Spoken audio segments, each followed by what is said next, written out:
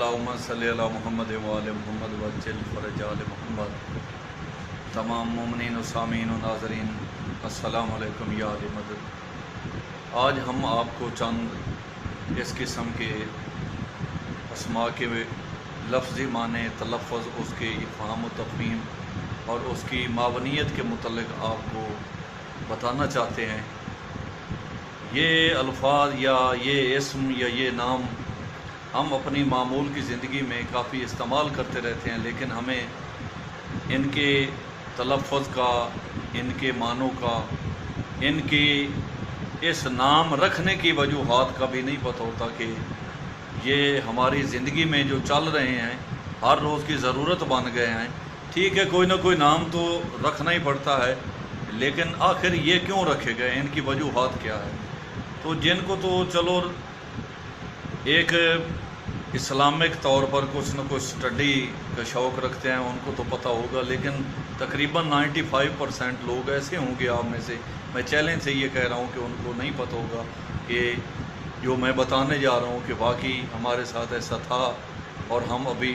ان الفاظ کو اس کی معنویت کے ساتھ پا کر اپنے آپ میں ایک علمی تقاضے کے طور پر کچھ پازیٹیو اور کچھ ایڈنگ دیکھ رہے ہیں۔ تو یہ اس طرح ہے کہ ایک یہودی سرکار علی بادشاہ کی پاک بارگاہ میں مسجد کوفہ میں حاضر ہوا، اور سرکار علی بادشاہ اس وقت خطبہ توحید بیان فرما رہے تھے۔ دیگر اصحاب باوقار بھی مولا کے اس کچہری میں، اس بارگاہ میں توحید کے اس خطبے سے، علی بادشاہ کی فصاحت و بلاغت کی زبان سے محظوظ ہو رہے تھے۔ تو اس یہودی نے تمام صحابہ کے سامنے کہا کہ یا علی امیر المومنین بادشاہ مولا متقیان امام انصبت جان، میرے چند سوال ہیں، اگر آپ ان سوالوں کا صحیح جواب دیں گے تو میں مشرف و اسلام ہوں گا، اور محمد وآل محمد کے کلمہ شہادات کے ساتھ اسلام قبول کروں گا۔ تو علی بادشاہ نے فرمایا کہ بندہ خدا پوچھو جو کچھ پوچھنا چاہتے ہو، کیونکہ علی بادشاہ تو اکثر یہ سلونی قبل تفقدونی جو ہے وہ چیلنج کے طور پر، علمی تقاضے کے طور پر، ایک الہی سند پانے کا جو سلسلہ مولا کے پاس تھا، اس کے مطابق چیلنج کیا کرتے تھے،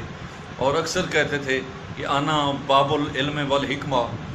تو اس مصداق کے طور پر مولا کا تو یہ حق تھا، کیونکہ مولا کے علاوہ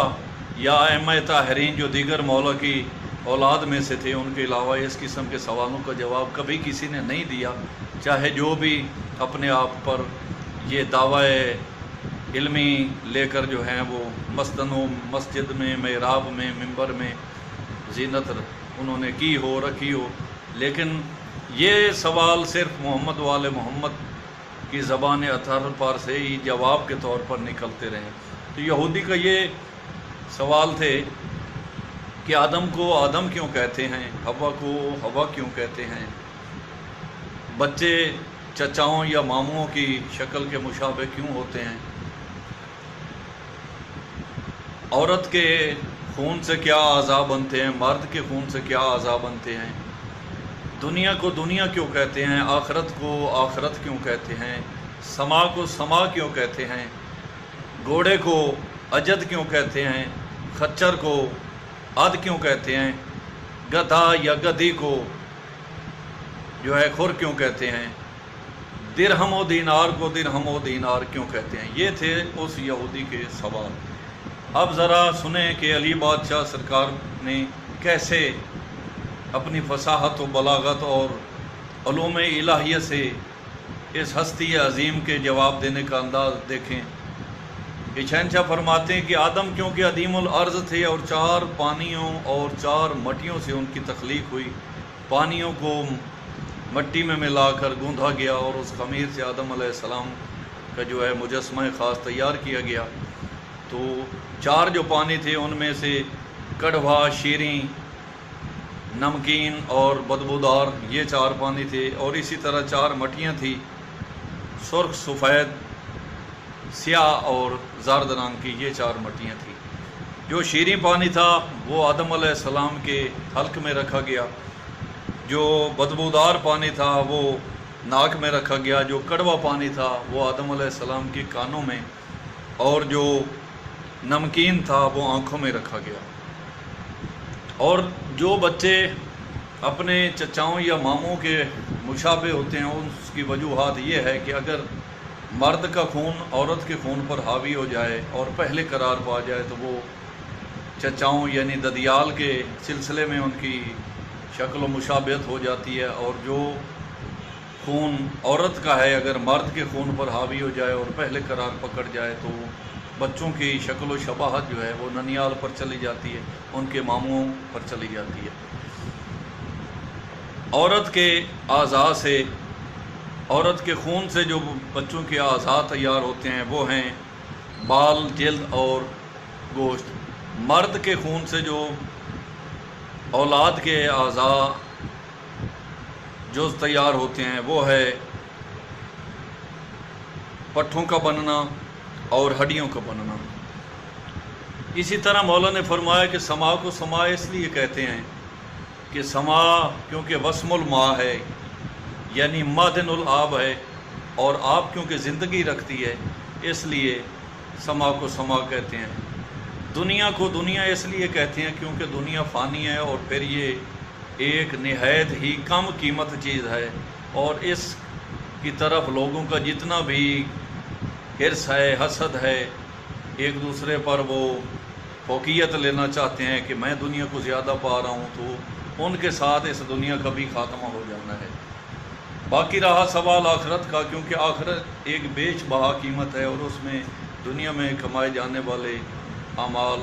اجر و ثواب کے طور پر ملنے ہیں آپ کو، اس لیے آخرت کو زیادہ فوقیت ہے۔ سب سے پہلے گھوڑے پر جو سوار ہوا اور وہ اپنی خوشی میں اور ایک فرعونی فخر و مباحات کے طور پر سوار ہوا تھا وہ قابیل تھا۔ حابیل کے قتل کرنے کے بعد قابیل گھوڑے پر سوار ہو کر ان الفاظ کو دہراتا چلا جا رہا تھا: اجد الیوم وما ترک الناس دما، یعنی میں محسوس کرتا ہوں کہ اب دنیا پر کوئی انسان نہیں ہوگا، یعنی اس کے ذہن میں تھا کہ اب کوئی پیدا ہی نہیں ہوگا کیونکہ میں نے اولاد آدم کو ختم کر دیا ہے۔ اس کے علاوہ جناب آدم علیہ السلام کیونکہ خچر کی سواری کرتے تھے، اور یہودی کا یہ سوال تھا کہ خچر کو عد کیوں کہتے ہیں، تو جناب آدم علیہ السلام کے ایک بیٹے تھے، ان کا نام ماد تھا، اور جناب آدم جس وقت کسی سفر پر جاتے اور اس خچر پر سوار ہوتے تو وہ اے ماد کہہ کر جو ہے اپنے بیٹے کو پکارتے، تو لوگوں نے ماد کی میم کو ضم کر دیا، ختم کر دیا، اور صرف عد کا جو ہے قصہ وہ مشہور ہو گیا، اس لیے جو ہے خچر کو عد کے نام سے مشہور کر دیا گیا۔ اسی طرح گدھا یا گدھی کو خور اس لیے کہتے ہیں، جناب حوا سلام اللہ علیہ وہ گدھا یا گدھی پر سوار ہو کر جناب حابیل کی قبر کی زیارت کرنے کے لیے جایا کرتی تھی، تو جس وقت وہ سوار ہوتی تھیں تو گدھا یا گدھی جس پر بھی وہ سواری کرتی تھی وہ سرکشی کرتی ہیں اور بی بی کو تنگ کرتے ہیں، تو جناب حوا سلام اللہ علیہ وا خراہا کے لفظ جب تک بولتی رہتی تو وہ سدھر کر چلتا، اور جب خاموش ہو جاتی تو وہ سواری سرکشی کرنے لگ جاتی۔ لوگوں نے باقی سبھی حروف کو ضم کر دیا اور صرف خور کو جو ہے وہ مشہور کر دیا۔ درہم و دینار کا تعلق کچھ اس طرح ہے، درہم یہ اصل لفظ تھا دار ہم، یعنی غم کا گھر، دکھ و غم کا گھر۔ لوگوں نے درہم کو پانے کے لیے اس کی جستجو میں عبادات الہی کو پیچھے چھوڑ دیا اور اس دنیا کے فانی سلسلے کی طرف اپنے آپ کے قدموں کو جو ہے وہ رواں کر دیا۔ اسی طرح دینار کا بھی تعلق ہے کہ دینار جیسے انگلش کا ایک لفظ ہے دینار یعنی جہنم، تو یہ بھی فنا کا سلسلہ ہے۔ تو یہودی نے جب اپنے سوالوں کو پورے اطمینان کے ساتھ سن لیا اور کامل ہو گیا کہ یہ جواب واقعی مستند اور محکم ہے، تو کہنے لگا سبحان اللہ واہ واہ، دین محمدی کا کیا کہنا، اور دین حق کے اس بانی عظیم کا کیا کہنا جو رسول کریم کے بعد اس دنیا پر ہمارے لیے ایک حجت الہی کے طور پر موجود ہیں، تو کہنے لگا یا علی بادشاہ، یہ سوالات جو میں نے آپ سے کیے ہیں ان کے جواب میں نے توریت میں بھی اسی طرح پڑھے ہیں اور سنے ہیں۔ تو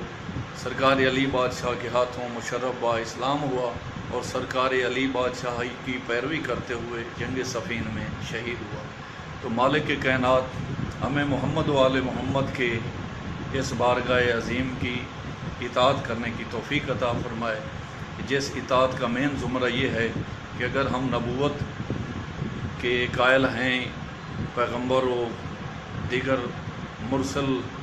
انبیاء جتنی بھی ہستیاں اللہ پاک کی طرف سے بھیجی گئی ہیں اس دین کی خاطر، اس معاشری نظام کو شرعی طور پر چلانے کی خاطر، تو نبی کائنات نے ہمارے لیے یہ بوقت وفات یہ حکم پاک سنایا تھا کہ میں تم میں دو گراں قدر چیزیں چھوڑے جا رہا ہوں، ایک کتاب اللہ اور دوسری میری اہل بیت مطہرہ۔ تو اس تمسک سے ہمیں یہ فائدہ ملتا ہے کہ اس قسم کے پیچیدہ سوالوں کے جواب بھی اگر ہمیں کوئی دے پاتے ہیں تو وہ علی بادشاہ جیسی ہستیاں یا اولاد علی ہو،